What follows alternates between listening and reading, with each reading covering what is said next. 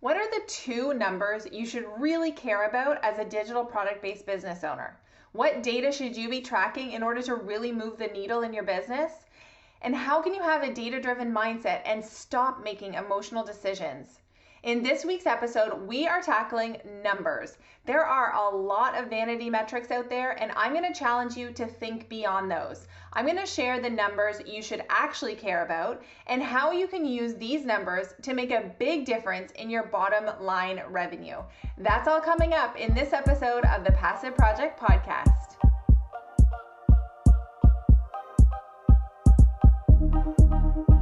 You're listening to the Passive Project Podcast, where we talk about how to build your online business to make more income, more impact, and give you more freedom in your life. I'm Gemma Bonham-Carter, business strategist, mom of two, lover of passive income, automation, and coffee. Welcome to the podcast.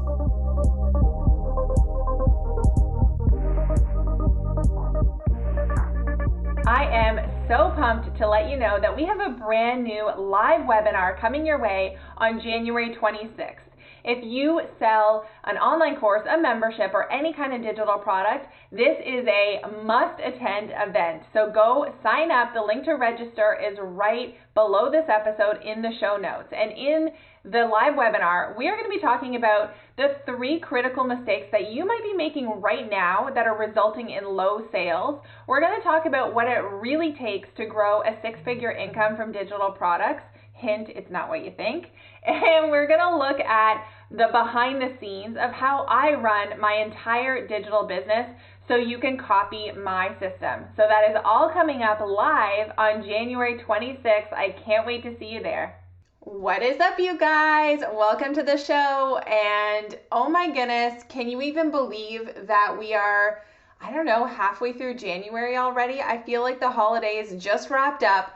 I kind of feel like I'm barely into business mode yet. You know what I mean? Like, it's taking a minute to really get back into the swing of things. We took like a full 2 weeks off over the holidays. And then even before Christmas, we had just done a week holiday, this kind of random week that we did to Arizona as a family. And so we've been in kind of holiday mode for a while. And I don't know if that's contributing to like my slightly sluggish start to the year. But anyway, if you've also been feeling that, if you've had a kind of a bit of a wacky start to the new year, if it's like maybe a little more sluggish than you're used to, or you haven't like been diving in with vigor like you have in past years, know that you are not alone. I am also there, but I'm slowly but surely getting back into the swing of things here. And we actually have an incredible bunch of stuff ready for you guys that we're working on right now to be released later this month. I'm really excited about all the things that we're working on behind the scenes here. And we've been doing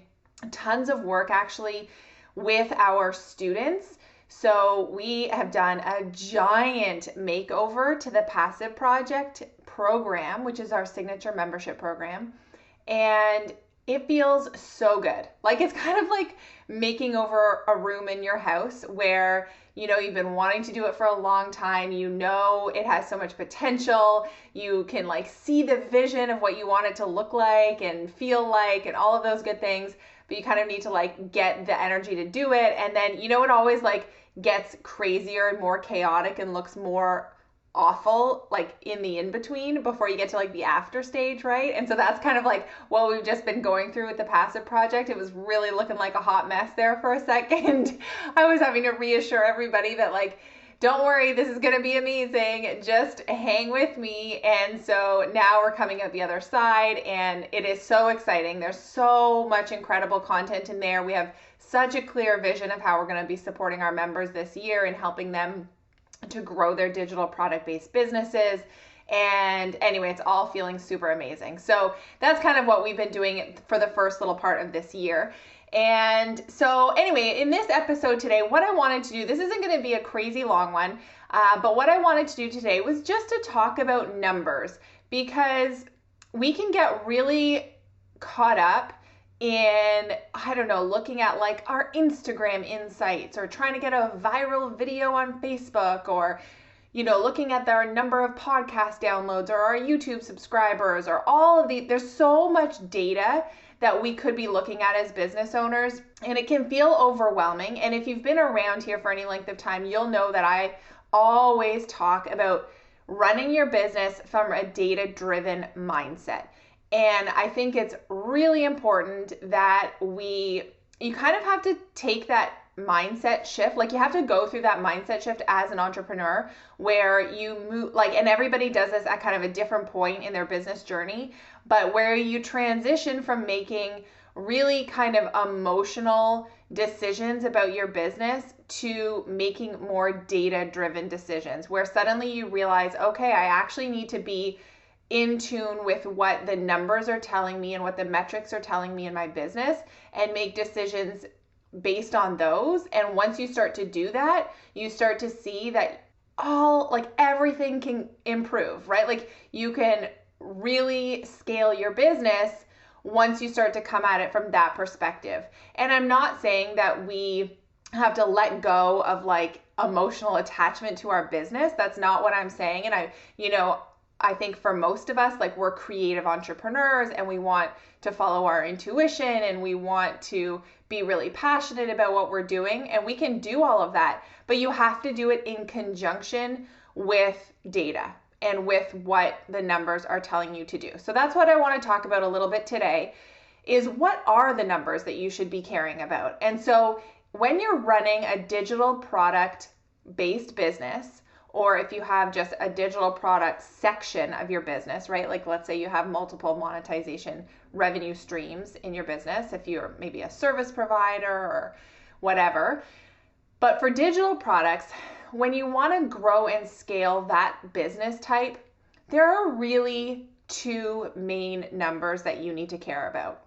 And those are, number one, your email list. And it is your email list size, but I'm going to preface this by saying, sure, size matters, but it's also the engagement and the quality of your list, because you could have 100,000 people on that email list, but if they're not opening up your emails, if they're not the right target audience for you and your offers, if they don't care about what you're saying, there's no point in you having that giant list, right? I'd rather you have 1,000 subscribers of the absolute perfect, like, VIP people who know, like, and trust you and want to buy what you are offering, right? So yes, like, the number that does matter is that your email list size. We always want to be working on growing our email list, but remember, like, with the caveat that we want it to be the right people on that list. So it's kind of a bit of a two-parter.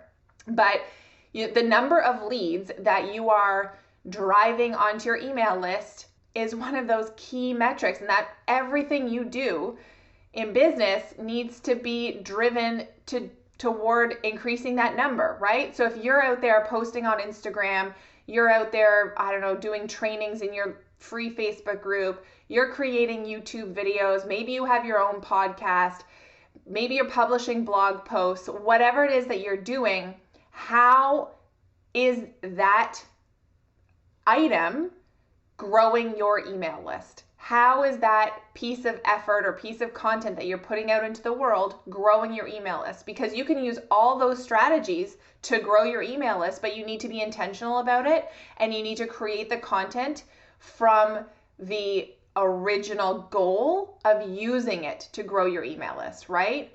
So don't think of the email list as the afterthought. Think of it as the original foundation goal, and then create your content from there. So email list number, that's the first piece of data that you need to be really, focused on. The second main metric that you need to care about as a digital product-based business owner is your conversion rate. So your conversion rate is the number of people who actually buy your offer. This is where you're making that money, honey, right? This is where you're making the sales.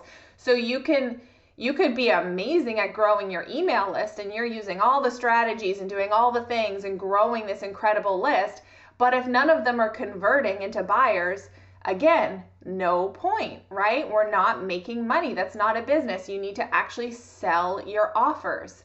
And so again, you can be doing a lot of things that can increase your conversion rate, right? There's lots of tactics and strategies and things you can be doing to increase the number of people who actually buy your offers, whether it's writing better emails, writing emails that are story-based, that connect more deeply with your people.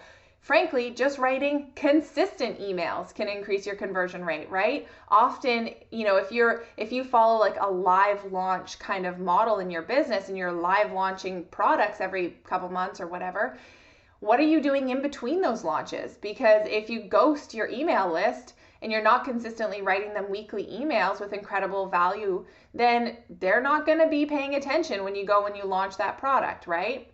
And then conversion rates, like, there's so many other pieces of the puzzle that we can look at, like how, your sales page, what's the messaging like on your sales page? How about your offer? Have you crafted an irresistible offer that is, and makes it a no-brainer for somebody to want to purchase, right? There's so many things that we can be doing, these little tweaks that we can be doing to increase our conversion rate. And imagine, let's say you have a conversion rate of 2%. Well, if you can get that 2% to 5% or 10%, that's going to be a giant increase in the number of sales you make and the amount of income you bring into your business without having actually tackled just bringing more traffic and more leads, right? You're just doing better with the traffic and leads that you already have. So see how important that is too. So those are the two main metrics that I want you to be caring about as a digital product-based business owner this year. The number of leads that you're bringing onto your email list and ultimately your conversion rate. How many of those leads are then turning into buyers? So the next thing I wanted to chat about was, I just wanted to give you an example of what does it look like to be a data-driven entrepreneur. And one way of kind of looking at this, let's run through an example of, let's say that you are doing, this could be a live launch or an evergreen email funnel, right? So it can be either approach. And that if you guys know me, that I like a hybrid approach of using both of these as my sort of main strategy for selling my digital products. And it's what we teach inside of the Passive Project, is this hybrid approach of having an evergreen email funnel, running all the time in the background to bring in new sales and new customers into your business, and then doing live launches, a couple times a year. So let's say that you have done a live launch or you have created an evergreen email funnel and you didn't make sales, okay? So this is often, I hear this from people. They're like, oh, my launch, I didn't make any sales on my launch, or I tried an evergreen email funnel and it just didn't work for me. And then they make an emotional decision, which is either my product must suck, and so I need to go back to the drawing board and create a new product, or evergreen funnels don't work for me, so I might as well not try because this isn't a strategy that's going to work for me. So see how they're just making these giant kind of emotional decisions based on what they perceive as a failure in their business, when actually, if we were coming at that with a much more data-driven mindset, we're actually going to start to ask ourselves better questions and be able to pinpoint the questions and potentially quote unquote problems so that we can fix them. So let's go through an example. Let's say that somebody did a webinar based live launch or email funnel or evergreen funnel, doesn't matter. But what it consisted of was a webinar and then a follow-up sequence of emails that go out to sell their online course. And, they sell their online course during that open cart period, and then the cart closes after 5 days. So let's say that is what they had tried. So we could say, okay, no sales have been made, throw our arms up and throw the product out with, and call it a day, or decide that funnels don't work for us and call it a day. But that actually you wouldn't be making kind of the right decision. So what should we be looking at? Well, let's start at the very top of the experience for your prospect. So let's look at where it all started, which was your webinar registration. Okay, so let's say, let's actually look at your webinar registration page and what was the conversion rate on that page, right? How, of the people who landed on that page, how many actually opted in to attend your webinar? Because if that landing page opt-in rate is low, well, that's what you need to fix, right? Like there's a problem that you can fix and actually improve and make your funnel work for you. So if that conversion rate was at like 15%, well, that's low, right? That's low. I would like to see your webinar landing page, like registration page, be converting at, 60% or even higher. So what can you be doing in that case? Well, if that number is low, then you can be changing out the graphic on that page, right? Make it more visually enticing. Maybe you need to make simple things like make the button color brighter and push the button up higher on the screen, because you have to scroll really far down to get the sign up button. You're going to lose a lot of people, right? People's attention spans are short. Maybe you just need to change the title or the hook of your webinar. Maybe you need to change the bullet points of what people are going to learn on the webinar. Remember, we want to make it really juicy and enticing for them to want to sign up, right? So maybe it's just a matter of changing the messaging and the copy of those bullet points. Like all of those little things you can be tweaking one at a time and increasing your conversion rate. But if you never look at what your conversion rate is, you're not going to know that that's something that you should be fixing, right? You might be getting tons of traffic to your webinar registration page, but just have a really low conversion rate there. So that's like data point number one, is your webinar registration page. Now, let's say you have lots of people signing up for your webinar, and then you run your webinar and not many people show up, right? Let's say 10% of people who signed up for the webinar actually show up to the webinar. Well, that's low, right? We want to see that at, I would say, 30% or higher. We want people to be showing up live. So if you know that your number there is low, well, again, we've asked a better question, which is how can we increase the likelihood of somebody actually showing up to the webinar? What can we do to do that? And that's a great question. And some potential answers might be, well, maybe they needed more warming before the webinar, i.e. maybe they needed more encouragement and more content to come their way before the webinar so that they actually were encouraged to join the webinar. So that might look like a little video clip of you where you talk about, again, some of the big benefits and the value that they're going to get by attending the webinar, right? Maybe that's like a 1-minute video clip. It doesn't have to be long. And you put that on the thank you page after they've signed up for the webinar, or you email it to them in an email that comes right after they've signed up for the webinar. If you have a couple of days between when they've signed up for the webinar and when the webinar is going to go live, well, you should be probably emailing them every single day with more of your story, with more of the transformation you've experienced, with more of the value and benefits that they're going to get from the webinar, and remind them of that so that you're just building the excitement of coming to the webinar, right? The other thing you could do is you could have some sort of free gift that you give to everybody who actually shows up to the webinar. So let's say you have some amazing downloadable that your people are going to love. Well, let them know that you're going to give it out for free, not just to people who purchase your product. You're going to give it out for free to everybody who shows up to the webinar at the end of the webinar. And you can do that by just having a link to whatever that item is. And in the chat box, drop it into the chat box in the last 10 minutes or whatever of your webinar. And so again, if you make that free gift really, really incredible, dude, you're going to have people come into your webinar for sure, right? Because they want that. So think through the ways in which you can get people to show up for a webinar. Think about your own experience. When have you actually attended the webinars you sign up for? Because I'm sure we all sign up for lots of webinars, but what has made you actually attend the webinars you've attended? And use some of those same strategies for yourself, right? So again, we are being a lot more intentional about creating smart solutions to our potential holes or problems that are happening in our funnel, right? Because we've asked a better question. So that's another data point you can look at. Now, let's say you have people coming to the webinar, and then you're moving into like your email sort of sales sequence. Like, what are some of the things you can be looking at then in terms of looking at things from a data perspective?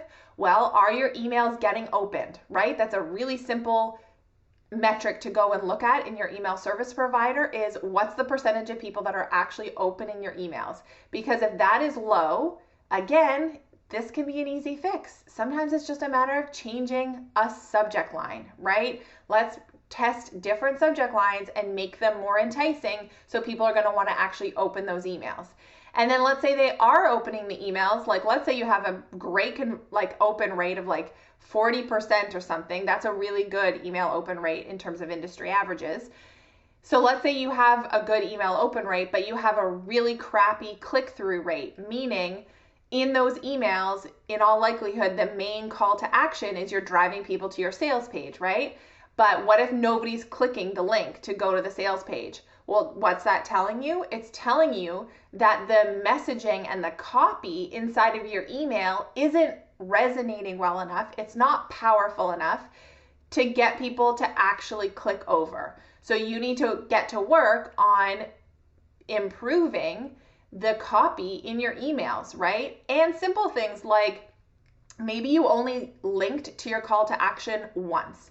Well, can you link to it a few more times, right? Can you have it maybe at the top of the email, sprinkle throughout, and then have it at the bottom in a PS? Or maybe you can also have it in a little colorful button, right? Just making it more sort of readily available for somebody to click through. So those are some of the data points you can start to look at during your actual like email sequence part of your funnel. Then what happens if you're actually getting lots of traffic to your sales page? So the traffic isn't the problem. People are coming to the sales page, but what if they're not actually purchasing, right? When they land on the sales page. So we want to know how many people are coming to the sales page and then how many are converting into buyers from the sales page. And if not many are converting into buyers, well, then you know you have a sales page problem, right? This is where you need to look at. There's a lot of things you can look at on your sales page. First of all, just the overall look and feel and vibe of your sales page needs to look professional. I've seen a lot of really crappy sales pages before that just they don't look great. And you don't have to go out and hire some fancy designer. If you use something like Lead Pages, there's some really lovely templates you can use, and you can totally DIY this. So that's the first thing. But the more important thing is like the messaging and the copy throughout your sales page. So again, are you really conveying the benefits and the transformation and the value that your potential customer is going to get when they purchase your offer? Because listing out facts and features of your offer, although you do want to do that somewhere on your sales page, that's not the biggest part of your sales page. The biggest part of your sales page needs to be, showing people what transformation is possible by investing in your product. You want to show them like what life is going to be like on the other side, right? Like what happens when they solve that problem? What happens when those pain points that they're currently experiencing go away? That's what you want to really talk about on your sales page and really paint the picture of what life can look like once, that problem is solved for them. And then you also want to do things like people care about social proof, right? So can you have like some testimonials, some case studies, both in written format, in video format, maybe even as screenshots of current students in your Facebook group, right? Or people like past customers who've like written in emails to you about their experience with your product. Like all of those things really go to increasing the conversion rate on your sales page in a really major way. People want to know that others have experienced success with your product, right? That helps them trust that it is something that they should invest in. And then sure, you want to have like the facts and exactly what people get when they purchase your product, but then you want to have other things like you want to have your guarantee written out. So do you offer refunds? Because often, like if you've done everything right in order to create an irresistible offer and somebody really like wants to believe in you and wants to believe in this product and wants to buy it, often the only thing that's actually holding them back from buying is fear.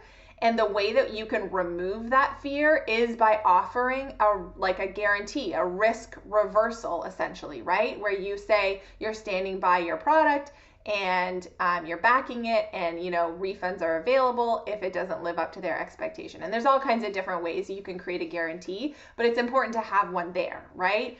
And do you have another way to increase the conversion rate on your sales page is to just have more payment options, right? If you only have one, let's say pay in full option, it tends to decrease your conversion rate. Whereas if you can have a pay in full option and you can also have a monthly, say, payment plan option that makes it a bit more affordable for people to hop in. And let's say you also anchor those against a VIP option, which is like way more expensive where they get a bunch of extras.